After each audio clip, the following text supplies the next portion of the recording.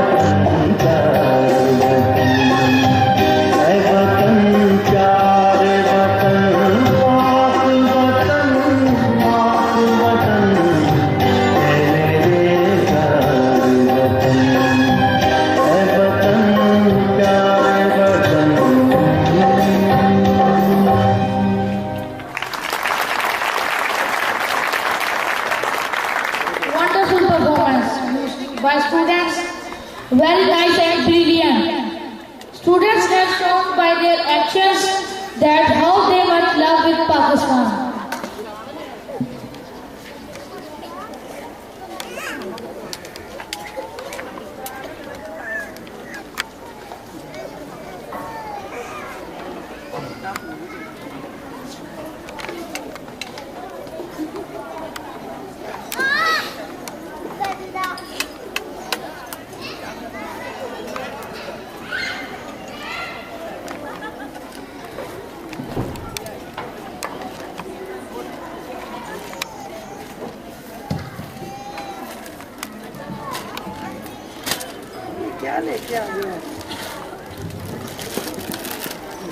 Math is one of those subjects that many students need to spend additional